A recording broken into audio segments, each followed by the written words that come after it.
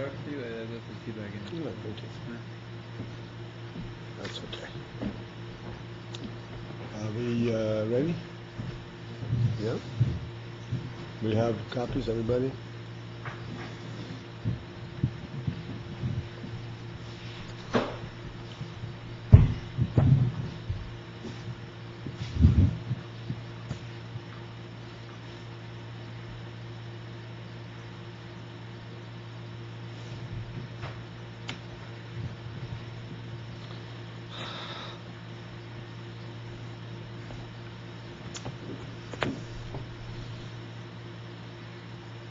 Gratov?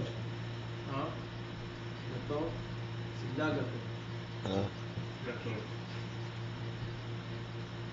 Yeah. You know Russian? Don't worry. Yeah. This word I didn't hear probably 50 years.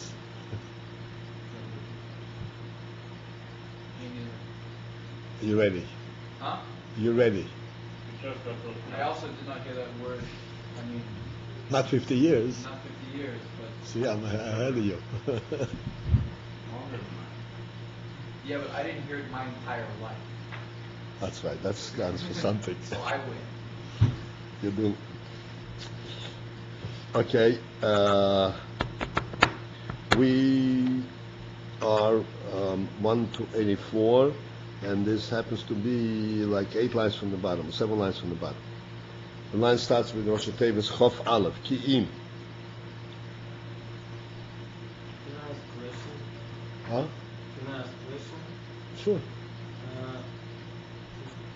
He start this voice, he said before you do avodah shebelev, Abba Ve'ira, so you should take out of the Clean up your meters. yeah. So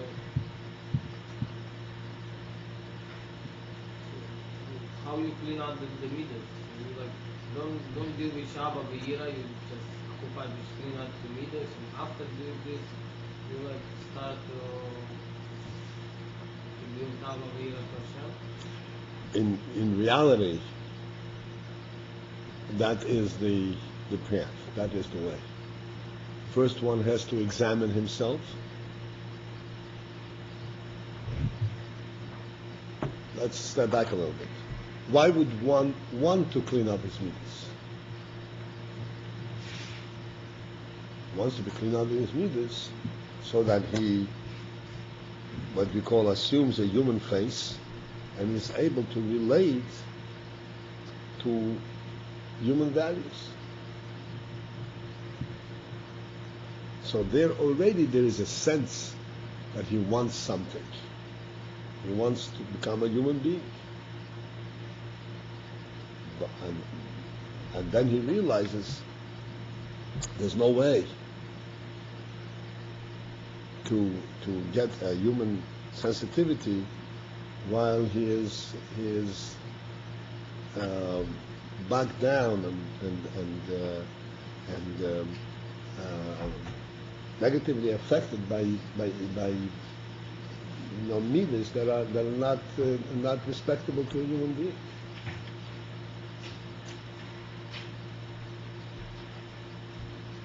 These meters we are talking about simply coarse, lowly meters. Whether it is jealousy, whether it is even eating in a gross way, in a tyrannical way. Just eat, but eat like a human being, like a mensch. But it's possible work on your Abba Ve'ira and at the same time try to clean your midas and the service. Well, this is what we said originally, that if one contemplates and understands Ayin and Aleki, while his midas have not been corrected, have not been purified, then his whole understanding will become contaminated. And instead of elevating him, it will further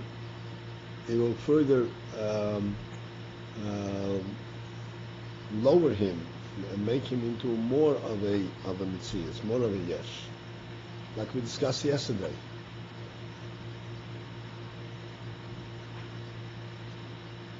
Understanding alone is not in itself going to, by itself, have a positive effect. It is when the understanding comes after the proper preparation.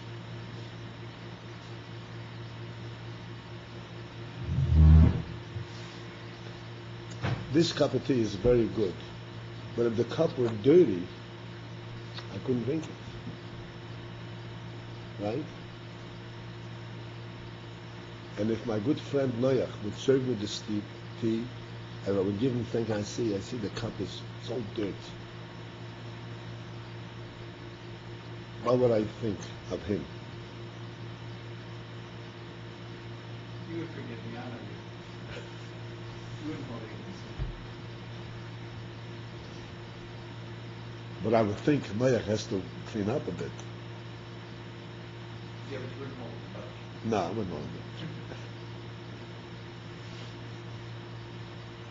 No, so the point is, Seichel, and I want to discuss this a little bit further on a higher level. Seichel is a human quality, exclusively. It is not, the Seichel that we're talking about, is not a Seichel that is demonstrable. You know what demonstrable means? Demonstrable externally. In other words, somebody who studies mathematics does not necessarily become a better human being.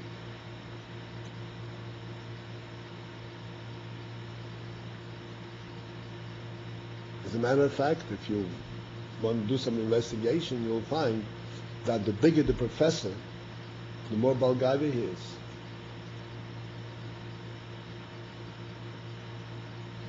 And the professors, the big professors, name, world-class professors, they bicker. You know what bicker means? They're jealous for every little thing. If you make an announcement, welcome Professor A, welcome Professor B. Professor B thought that you should mention him before A, because he's a bigger professor than A. He'd walk out of the hall. What kind of thing is this?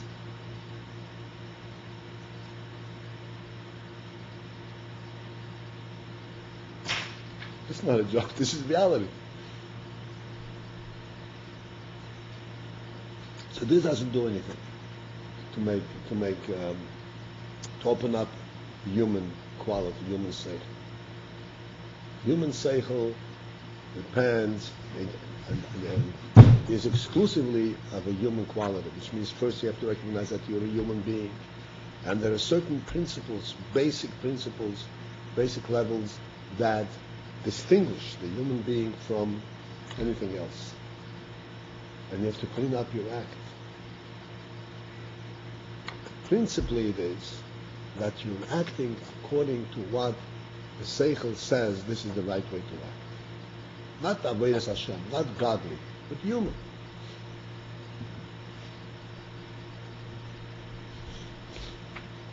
Like I mentioned, I think I mentioned here yet, right? You weren't here last class. Subway. Huh? Subway? The subway, right. I mentioned this many times. I'm very certain when I use it as an illustration, and people are really taken aback. Oh yeah, but it's very hard to stand there and wait till everybody goes out. You see that seat and you really want to run for it, and it's a real test. But it's respectable. How can you do this? And the truth is that if you can't recognize how not human it is, and control yourself and say, no, I'm going to be a human being, really you cannot approach Avodas Hashem. Not because it's an Aveira, but because you're not sensitive. To be Avodas Hashem, to be sensitive to Elokus, you have to be extremely, extremely refined. sensitive to truth. Because in the world, Elokus, Avodas Hashem, Abba Paltiel is not going to help you a bit. It's not a commodity that you can take to the store. You can't pay with it for a gallon of gas. Is this the idea of Derech Eretz Kadmon L'Torah? I'm sorry? Is this the idea of Derech Eretz Kadmon L'Torah? This is the idea of Derech Eretz Kadmon L'Torah. I have a whole talk about it on the internet. Unfortunately, these things are sitting there. I explained a whole several sessions I had that in order for a person to understand Torah, you have to have a sense that there is something that Seichel has its own truth, its own principles. That's Derech Eretz. Because otherwise, what the world is using Seichel is not the principles of Seichel. It is all externally proven. Not based on Seichel principles. 2 times 2 equals to 4 is not a Seichel principle. I pointed out that even animals can also be taught these things. It's not ideas, it's facts. Everything that defines a fact, no matter how complex, is not Seichel per se. Seichel per se means that the idea itself is a concept that exists only in Seichel.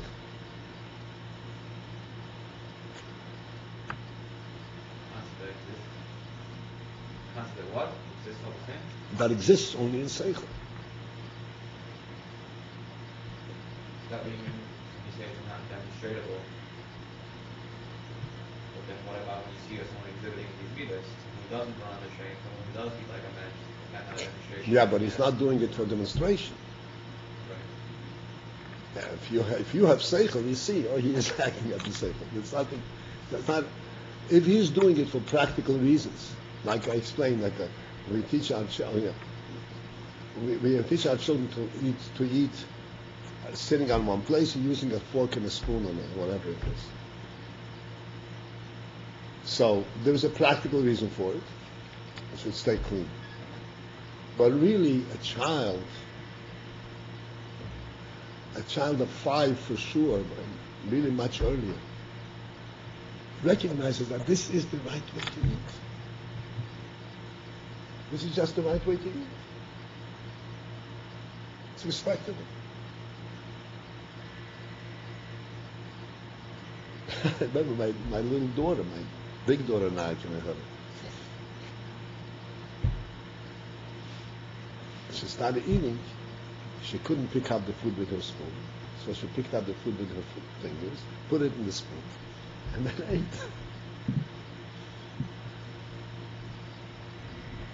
But every child, has a sensitivity. It's not decent. That way, if you develop a sense of decency, not something that is seicheldik on the lower level, but you already have the idea that there is things which are entirely seichel dependent. Then you can go and start thinking about godliness, which is completely out of this world. In the world, there is no such thing as godliness altogether.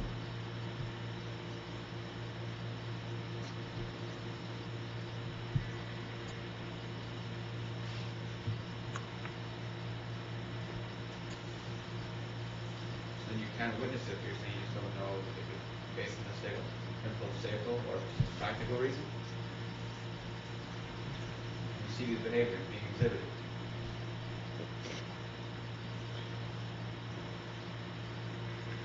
Right. You can see this behavior, and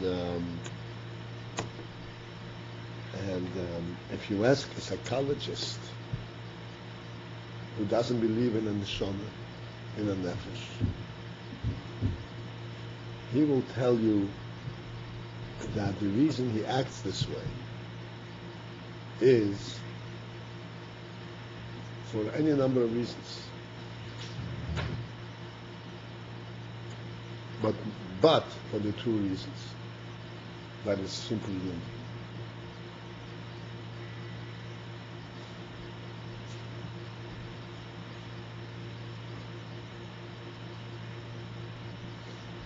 But some countries that is the highest society, they eat with their hands. You know, that's not healing though. In that high society, but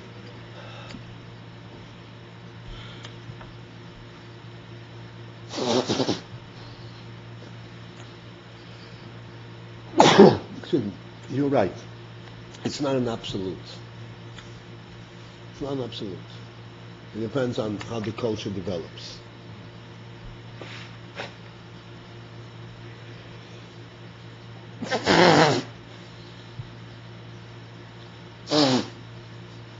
I understand that the Chinese argue, or the Japanese, one of those, they argue that my hands, I can guarantee their cleanliness, and I cannot guarantee the cleanliness of a spoon.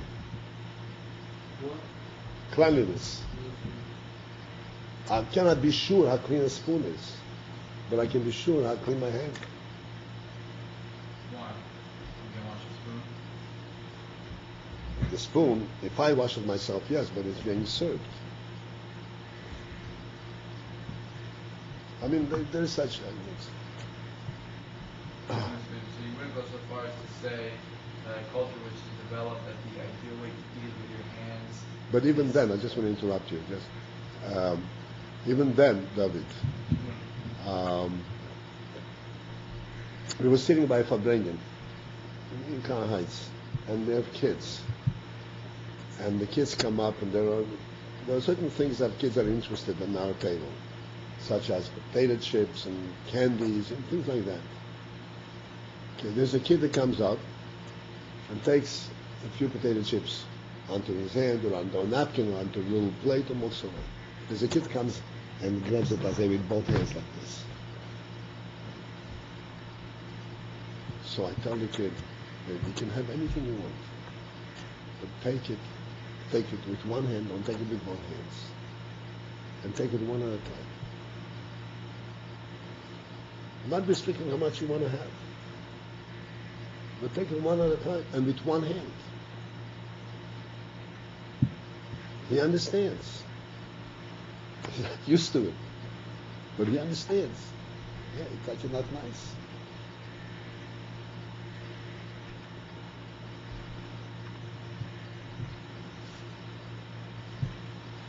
These are human qualities. There are no practical explanations for it. And this is what develops and opens up a person to be able to have an insight and understand things that are completely beyond practical demonstration altogether. Such as, like I love to point out, the concept of truth, not just true. True means that this particular phenomenon is true. There's a phenomenon you're talking about. Truth is beyond the phenomenon. It's an essential thing, which is a godly concept.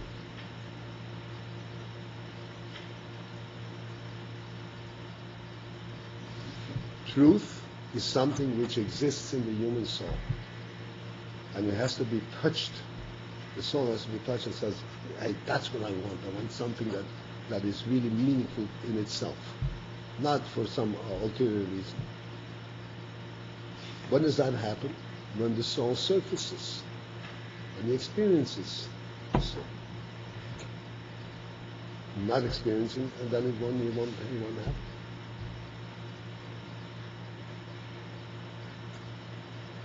Why would you say that high society in whatever culture it is? I mean, like, why if we were to take, for instance, like a remote tribe, like the middle of Africa, that the chiefs of their tribe eat with their hands. That's like the ultimate way to eat. So like, why do we say about like this high society that like they also eat with their hands? Why is that any more popular? Like, why would you say like why would you elevate eating with your hands because this high society doesn't want you to say like it's obviously a backward society that hasn't learned like the human thing to do is eat with a fork and a knife. or whatever utensil, and because other people, certain people with chopsticks, some people with fork and knife, some people with a spoon. But to eat with your hand, why would you say Well, that? I'll tell you.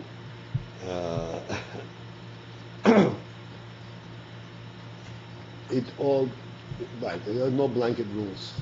And it all really depends on what is demonstrated by it and what is the meaning of that. Why is it like this?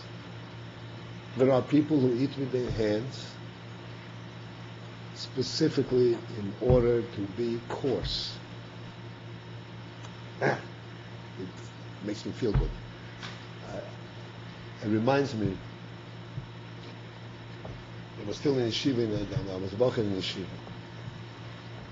And there was a bocher, he was describing, there was, I don't know, but there used to be bread that was called club bread. Club bread is like a round bread, and you cut it like French bread. He says, a club bread, a sandwich on club bread.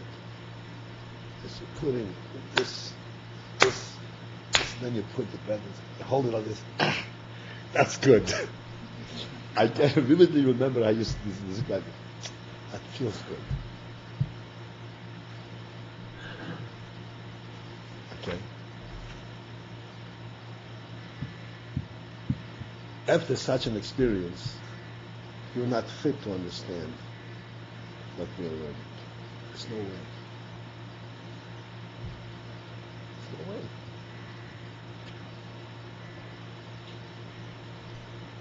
We're talking about really experiencing, so to speak, the coarseness, not even the food. And that gives you chayas. There's no way. So that depends on, of course, it depends on, what the situation is. What if you experience charata in between? What if you experience charata in between? Sandwiches. It seems that I don't understand the flow from the beginning when we're talking we said that we're talking about getting rid of bad characteristics, and then we start talking about out and year. It seems that you can learn about how to get rid of your bad qualities by studying the siddhis, trying to do avoda, even though you're not really ready to do it and you have bad qualities. Is this true, what I'm saying? Well, that's what I mentioned before. By learning Chassidus, one gets the sense, I really would like to be able to understand it. And then he realizes that in order to understand this, I better get rid of all of these courses. So he then makes an effort to get rid of his courses because it interferes with this understanding. So this is an enticement to do something about it. And it's a very powerful enticement. If you really have a sense.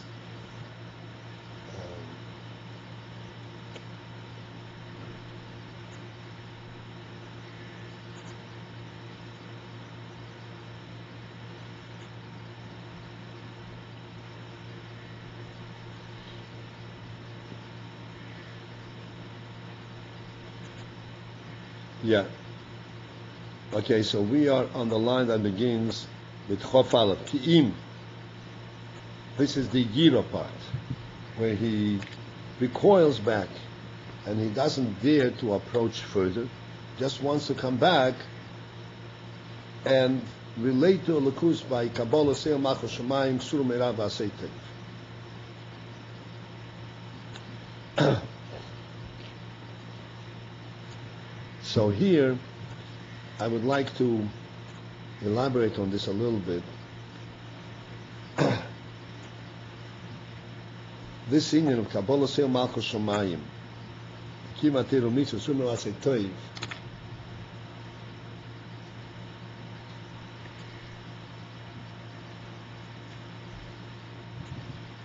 he recoils back. He says, no, I'm not daring to go there. But if you recoil back, if you come back, then you don't have any connection to it. In what way is this Yiras Hashem is not what may lend itself to understanding Yira that we not commonly talk about Yira. When the person is afraid, he's afraid of something happening. That's for sure.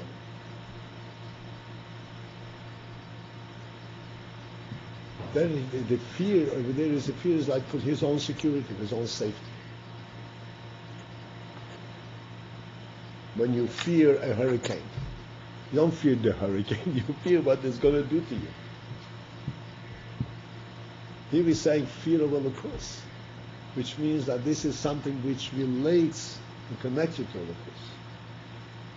Except you connect to Holocaust through Yira, different, through a negative way, rather than a positive.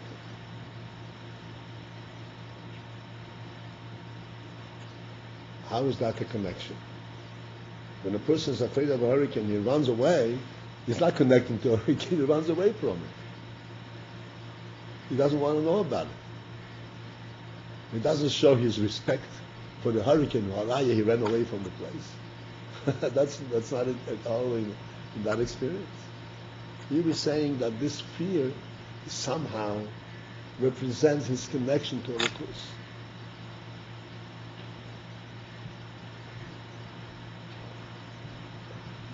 And here we come to a very pointed aspect when we talk about Holocaust.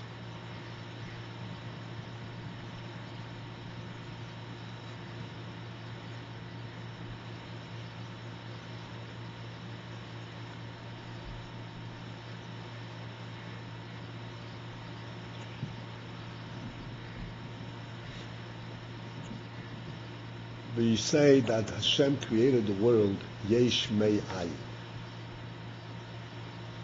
And the simple translation of Yesh Mei Ayin means something from nothing.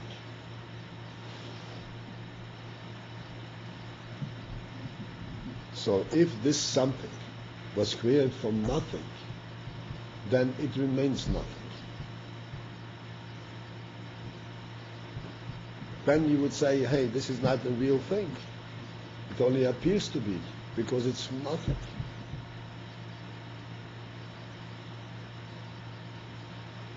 What is the real meaning of Yesh Mei Ayin?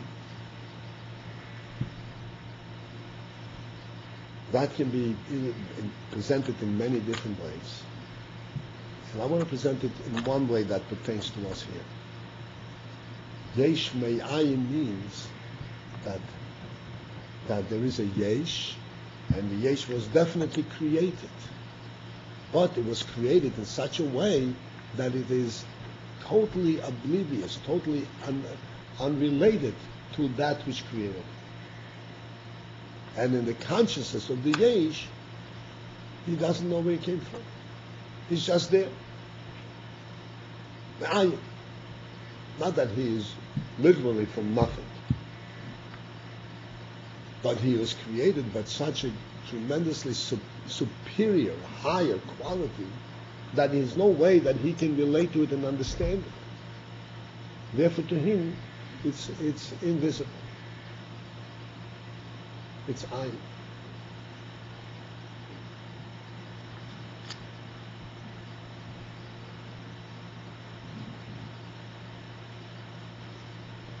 Let's take our common way of illustrating things. That if I have this box is a Yesh. But in order for this box to be, it has to have space where to be. But we don't think in terms of the box needing space. It's just there. Nothing obstructs, nothing interferes with it being. Why? Not because space is not. The space is all important in the box being. That space is so neutral, so much superior to the box that it's not affected by it. It allows it to be whichever way you want, wherever you want, without any interference. Because it's a presence which is infinitely superior to that box. Superior? Higher. Much higher level of presence. You can break the box, but you cannot break space.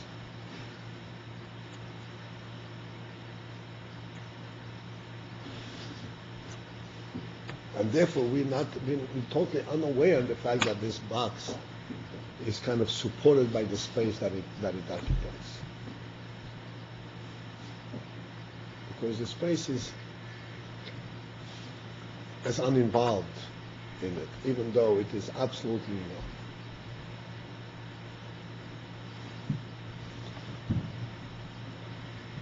So therefore,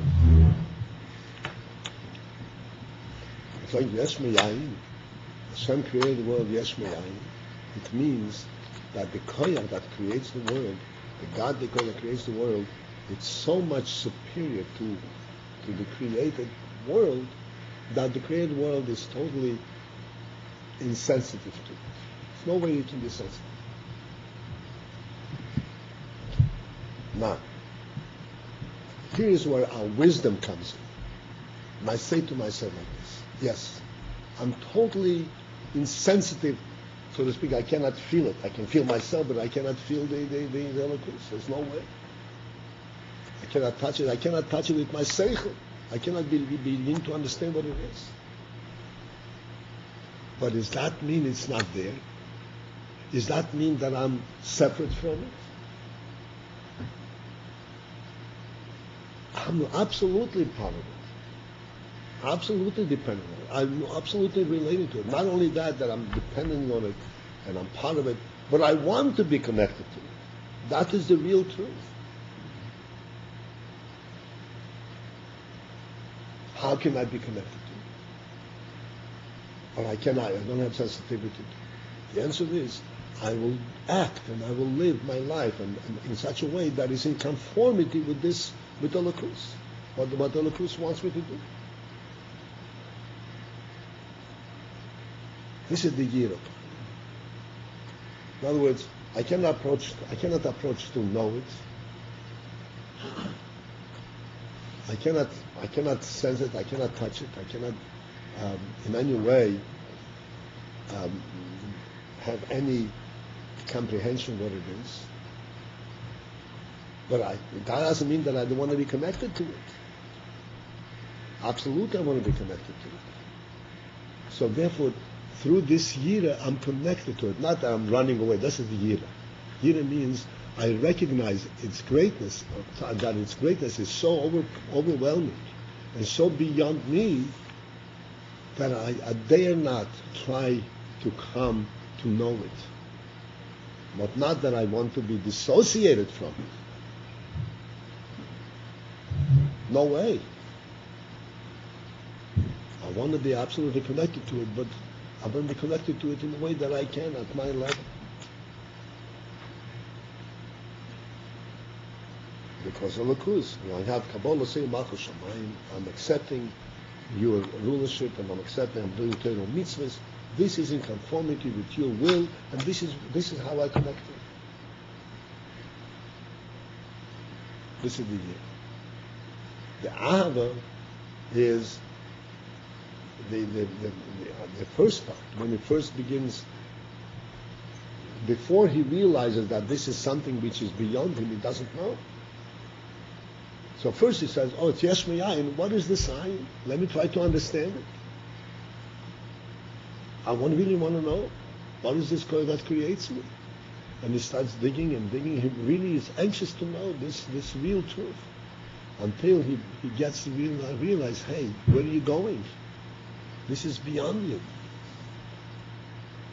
So he recoils back and he says, okay, the only way for me to connect to it is through Torah mitzvahs.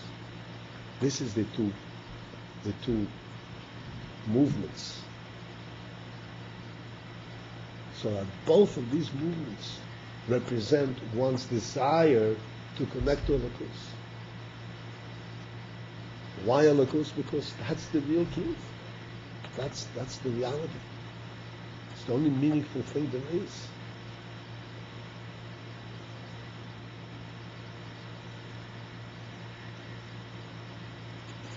So this is why the Rebbe describes over here, Yira comes after Ahava. He first is drawn to it, and he's trying to get to know it and to understand it, until he gets, he gets, so to speak, shaken up and saying, "This is, I can't go any further. I can't. There's no way I can understand. I can know it."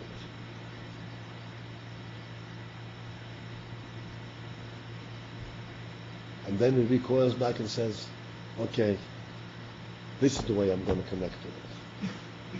The Torah mitzvahs. So that the first way is called the Rotzu. Rotzu means he's running out of his keli, because he is a yesh, and this is I. So he is running out of his keli. Wants to know, what is the sign? What is this truth that makes it work?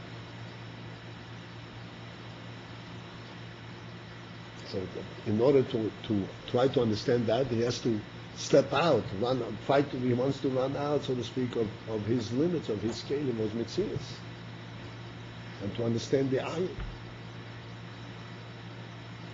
Then when he comes closer to it, and he begins to realize that what ayin is, that ayin and yesh are two opposites completely, and there's no way for him to come close to it. He recoils and he says, "Hey, how do I dare to come close to that? I'll be satisfied if I have a mission to do. I can do Torah mitzvahs." So, how do I connect to this ayin when I do Torah mitzvahs? I'm still absolutely connected, but I'm connected in this ayin manner. I don't see him, I don't understand him, I don't know him, but I'm absolutely with him.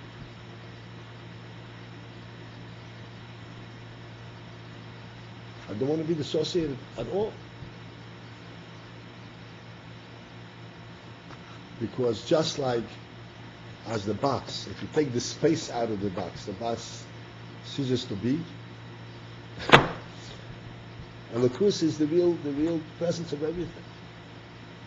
The godly will is the real presence of everything.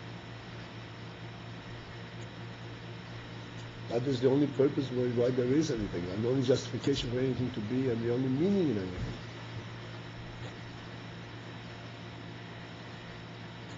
So he doesn't want to step away from it, go back and say, "Oh, I'll drink my coffee, forget about it. I can't understand it anyway, so forget." No, that's not the way it works. Why? Huh? Because why? Because why? Because this is the truth. He still wants to be connected to it. Here it does not mean it's too much for me. I'm going to get away from it. Let me go and live my own life. That's not what happens. Because that's not life. He already realized that this is the truth.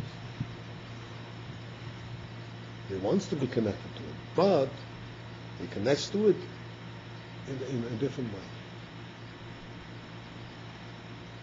In recognizing its greatness and recognizing and it translates by him in his way of life.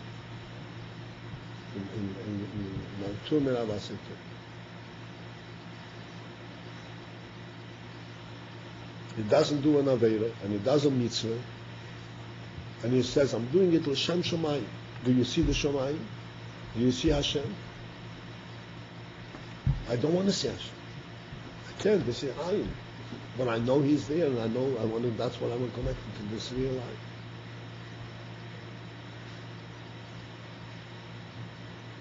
This is the reality that's there.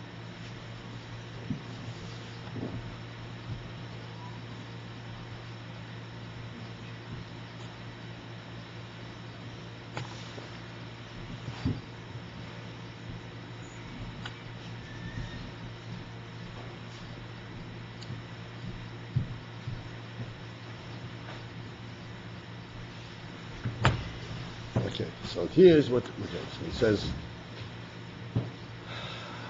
Towards the end of that line, you have that.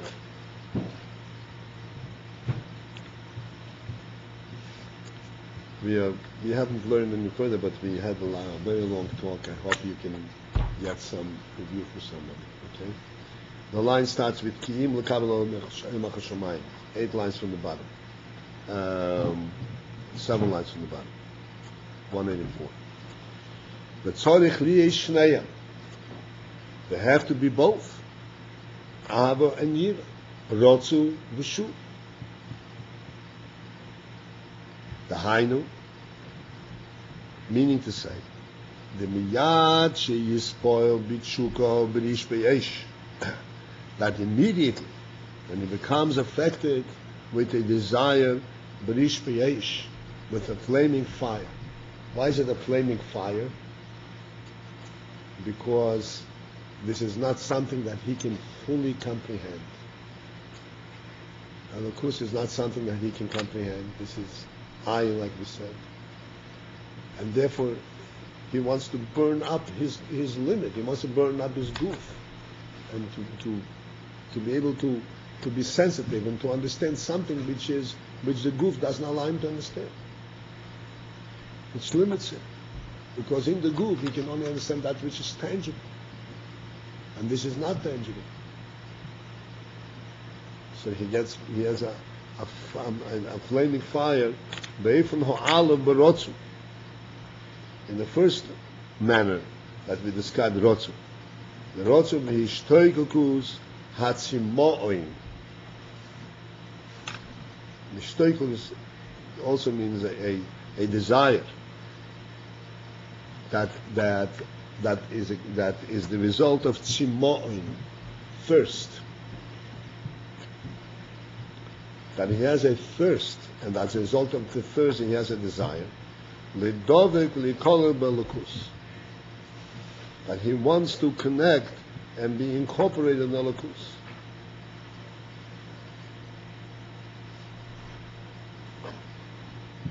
Why does he have this thirst to be connected to a lukus? Because he realizes in his seichel, it's again the seichel, the human seichel. If he wants to perceive in his seichel that this Metzius is true, that is a truth to his Metzius, he realizes that the truth is in Holocaust, not in world. World is not a true presence. World needs to be created.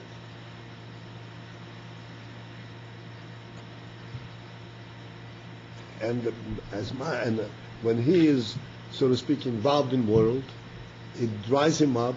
It dries him up because he does not see any real life in it, and therefore it creates a thirst. Thirst is like when one is dry, he lacks water.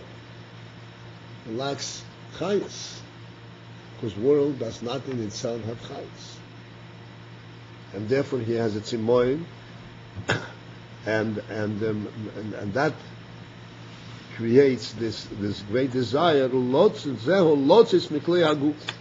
wants to step out from the kelim of the goof, from the limits of the goof, because the goof limits him, that he can only understand.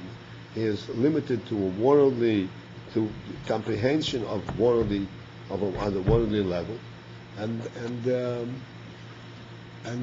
that precludes understanding Elokus. But he realizes that Elokus, this is the real thing. He says, Yesh me'ayin. What is this ayin? That's the real thing. What kind of presence is this? So he has a tremendous drawing to know it and to understand, and to go out of the goof and to go up to this ayin, to the Elokus, which is a true presence. So this is Bo'efon Ha'alef, in the first manner of Rotzu, that he is going out of his goof. Oy Berotzu Bo'efon Habbeis, or the Rotzu in the second manner that we described before. B'hishtoikukus Hatzimoin legilui alakus benafshe, that he has the desire that comes from the thirst that he wants to have a lakus revealed. He wants to know it and understand it. One is that he wants to go out and become part of it, and the other is that he wants to bring it down and have full comprehension of it.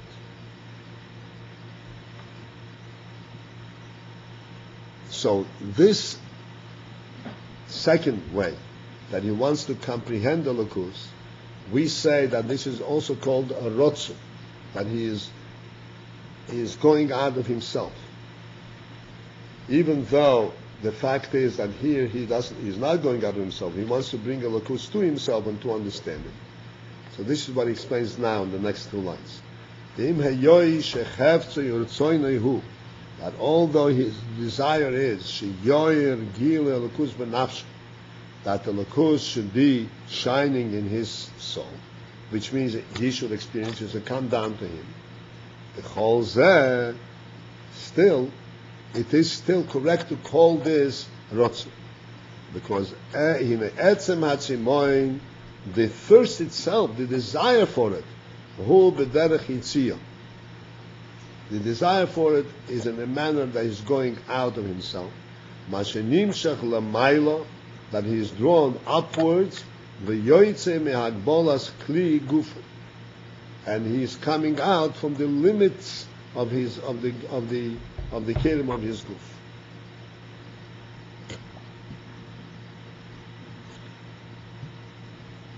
Okay. Now this, obviously, when the Rebbe describes in such detail this rotzu and this simoin, it is very difficult for us really to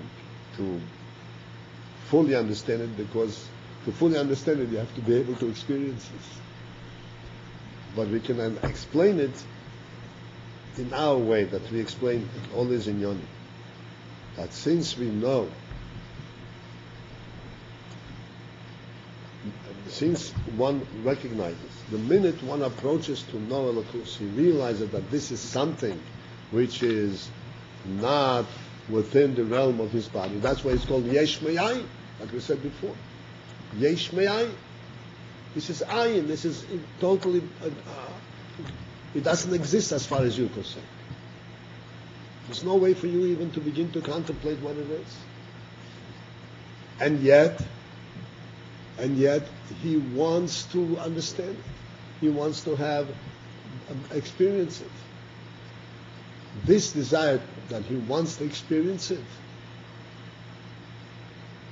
is making a statement that I don't want to be within the limits of my body, which limit that I cannot understand it.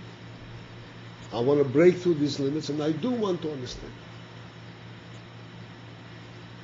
it. So that means that there is a rotzu, even though we said that he wants to know it, but to want to know something that is completely beyond the limit of your goof, of your gashmic presence, constitutes a rotzu.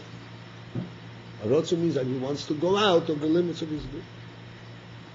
So therefore, both of these manners of ahava, whether he wants to be incorporated in one with Elokus, or he wants to bring Elokus to himself, are both correctly terms to be rotzu, and he wants to go out of his goof. Because in both instances, he wants to go out of the limits of the goof. One is that he wants to go out of the goof completely. The other one, he wants to go out of the limits, of the boundaries of the goof, so that he'll be able to understand that which the goof cannot possibly contain. So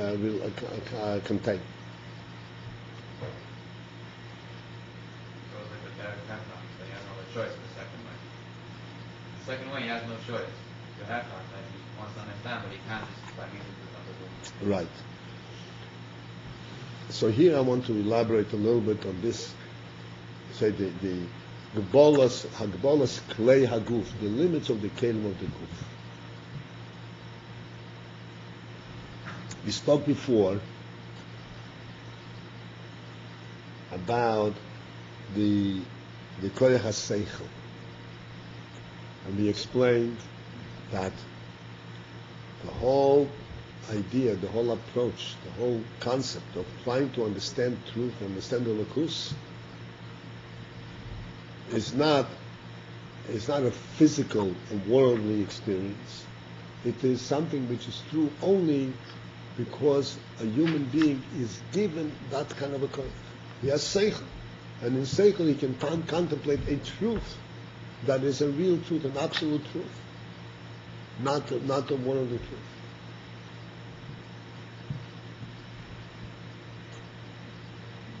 Seichel is a neshama koyach.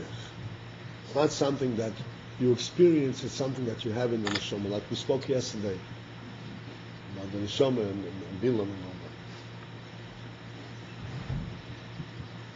that. And here is where comes the whole process of the human activity, human avodah. On the one hand, we have a neshama, and mitzad the neshama, we are able to sense and to realize truth. As a matter of fact, we understood to the extent, in such a way that such a truth that we can't even understand. Like emunah, like we said yesterday, emunah is something which is beyond understanding, and we're able to realize it, because this is a koyach hanefesh that does not need a keli. It's so to speak, knowing what the neshama knows without really placing it in the goof.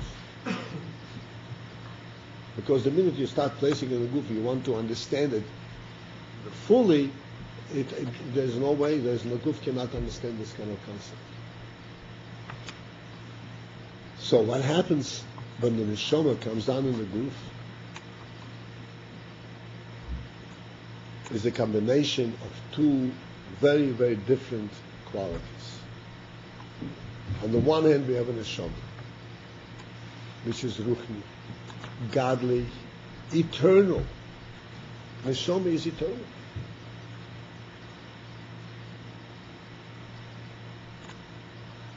And we even experience that sense of eternity. Every human being, while he's alive, does not sense that his life is limited. His life is eternal, even though, practically speaking, he knows that his life is limited. But he doesn't sense it. He thinks of life as an eternal thing. Because the neshama is eternal. Life itself, by definition, is an eternal experience. So on the one hand, we have a neshama that represents eternity. On the other hand, that neshama is mislavish in the guf, mislavish in the brain, and thus, as a result of the fact that the neshama is mislavish in the brain, the only thing that the neshama can possibly really allow us to understand is that which the brain can relate to, and the brain is physical. Therefore, an absolute truth, a truth that is unrelated to space, the brain cannot relate to it. The brain is a physical thing. Anything physical has to have space. So this is the struggle that occurs in the person. On the one hand, he realizes he has an neshama, and he realizes the truth of Elokus. And then he realizes the truth of Elokus, okay, let me understand it. The minute he tries to understand it, he sees how the neshama is bounded, is limited by the fact that now he can understand only that which the brain is able to process, and his brain is not able to process that idea. So what happens then? The more he thinks about it, the more he has a desire to understand it, and the brain, the goof, becomes an obstacle. Becomes an obstacle. So he has this great thirst to not to be bounded and limited by the goof. Either Either it expresses itself in the manner that he just wants to go out of the goof, or it expresses itself in the manner that he wants that the goof should somehow break through its limits and that you should understand.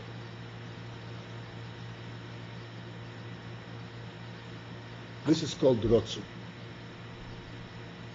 This is called Rotzu. This, not many people experience this in a real sense. But it behooves us to understand the truth of this. This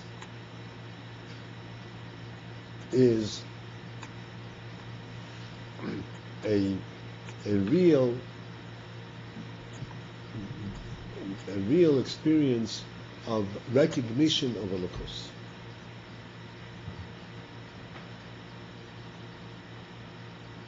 This is where Holocaust is being recognized as the truth while we are in the world and in the goof.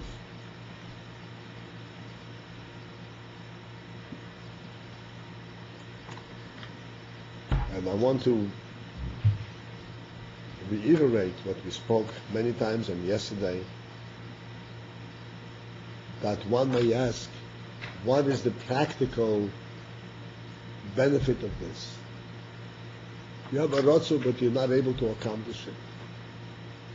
You have a desire, but you can't reach it.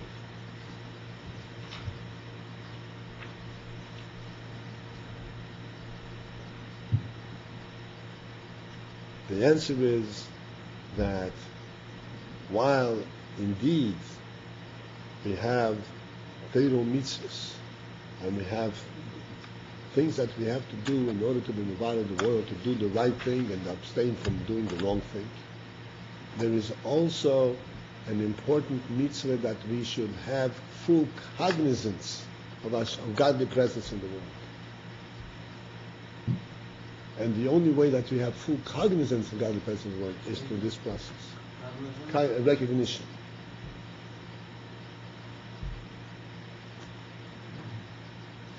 That godly presence in the world should not be something that is in the book. I believe you what you say, but it's something which I have a personal recognition. And that goes in this manner to this note.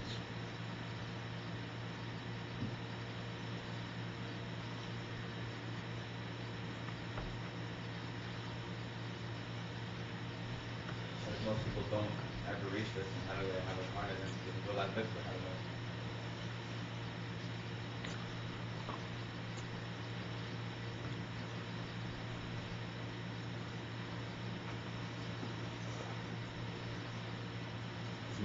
It's quite true that to fulfill this mitzvah there are many levels,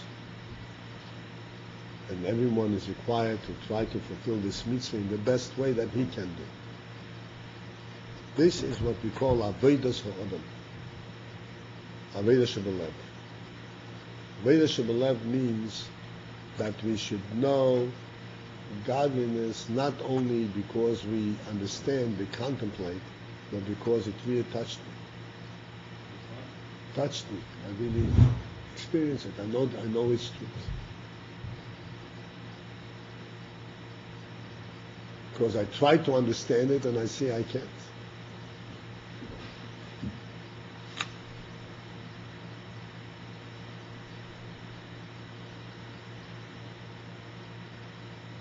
There's a famous quote that is actually a quote from Aristotle that is brought down in Chassidus and brought down even in Nigla many times. That Yedeya Sheina Yedeya Yedeya.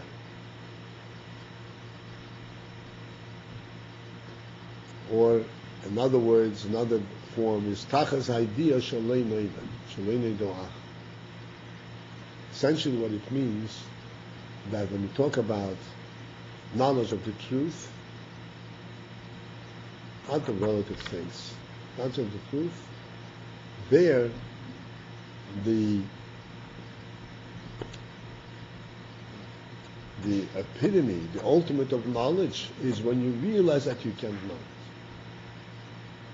it. Yedeya she'eino yedeya. If one knows that he doesn't know, that means that he knows. That's real knowledge. In other words, like we said before, just to say, oh, I can't understand it, and then you forget it, that's not the connection. One delves into it, and he does everything to understand it, and then he realizes that he can't understand it, and he realizes why he can't understand it. He comes face to face with it. That's your data. That's called knowledge. Knowledge of the Lakus comes in this manner that Yedeya Sheina Yedeya. That he knows that he doesn't know. So not knowing also has different meanings. One who has never learned also doesn't know, but that doesn't mean that he has reached the epitome of knowledge, because he doesn't know. The epitome of knowledge means that he studied, he learned, and he reached a point where he realized that this is not knowable. That's your day. That's your day.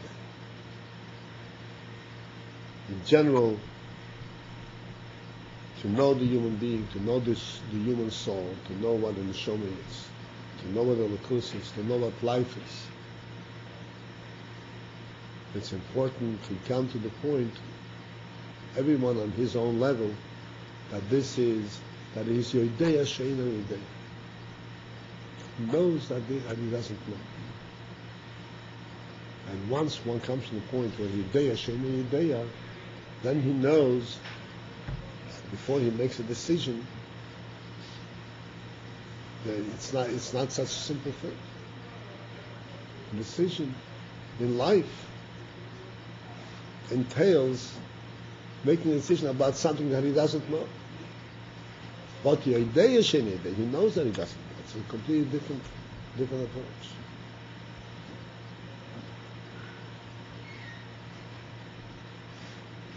When one is Yedeya, Sheina Yedeya, then he has a connection, then he is relating to the truth. This is what we explained before, that Yira means he's staying away, but it's not that he's staying away and doesn't relate to it.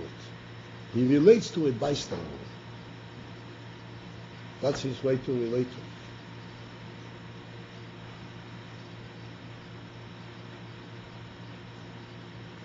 Do I have him with me? Everybody with me? Yeah. I'm sorry you missed the first half hour, but you get it.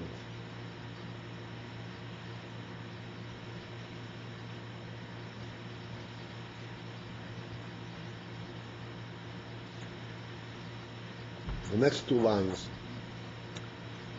are very sharp, definitive expressions of the difference between these two ways of Rotzon.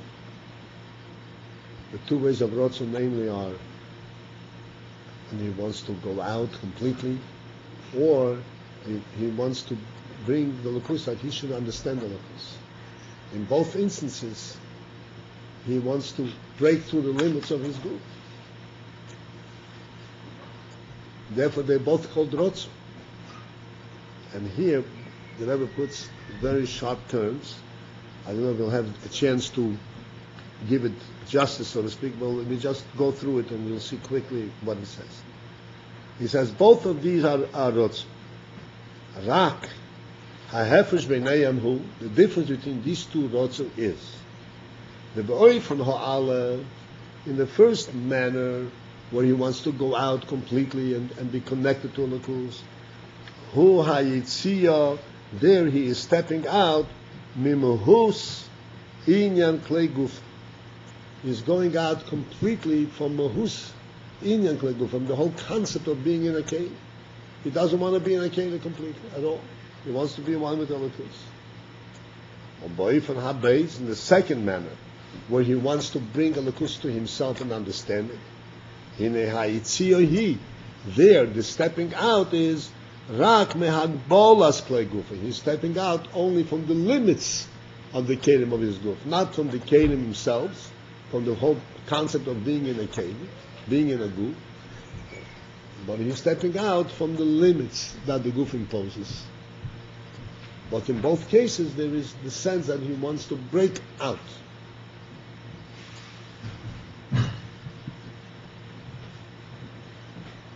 This experience of wanting to break out, in addition to the fact that this refines a person immensely, but in addition to that, it brings him face to face with Elokus. Elokus becomes a reality.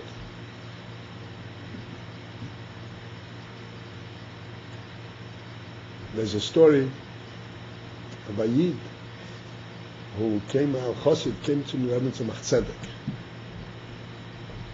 And he says in Tzemach Tzedek, Rebbe, I have sfeikis in the moon, I have doubts about Amunah. I have doubts. So the Rebbe asked him, I don't recall exactly, some simple practical question. Do you believe that there is a king in Petersburg? Do you believe that there is a king in Petersburg? Yes. Did you ever see him? He says no. So how come you believe? Well, people who saw him told me. But the Rebbe says, you can believe that Hashem is there because I saw him. Believe me.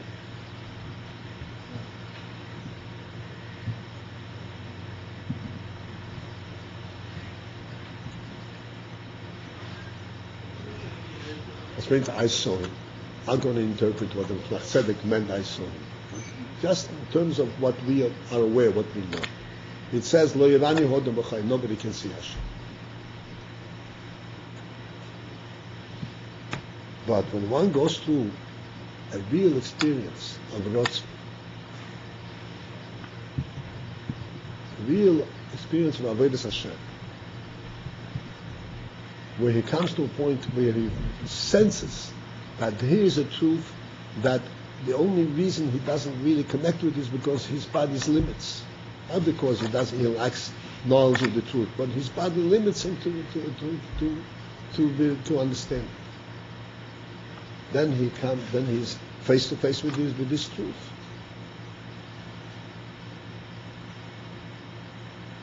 Then he's face to face with this truth. So he sees it.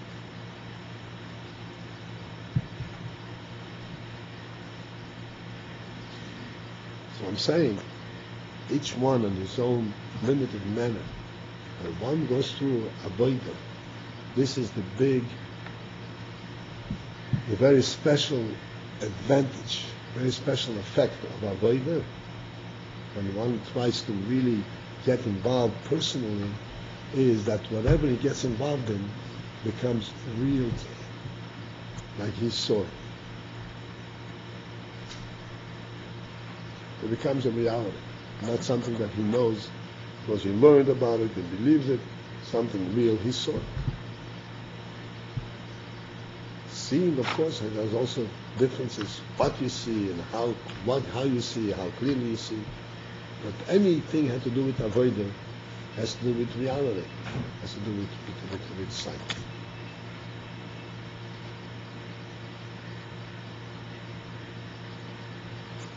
This is it for today, gentlemen.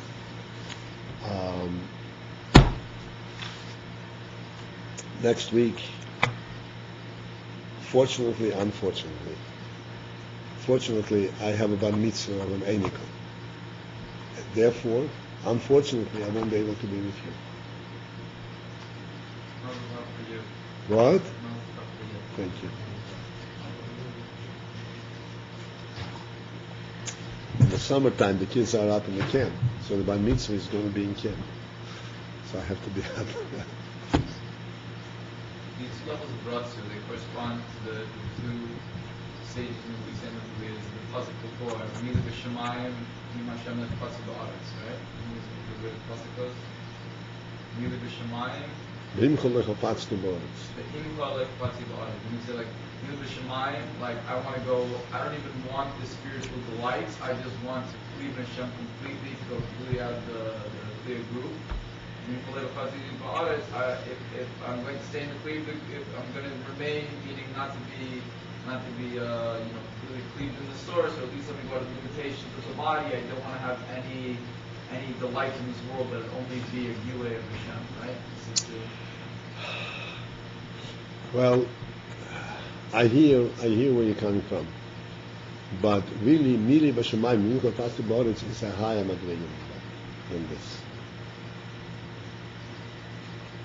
Here we're talking about he wants to understand, which means he wants to relate to Elokus. the second way of this. The first one is also he wants to relate to Elokus, but not that he should come to him, but he should be there. But still, the desire to relate. Ah. Whereas over there, he's not looking for relating at all.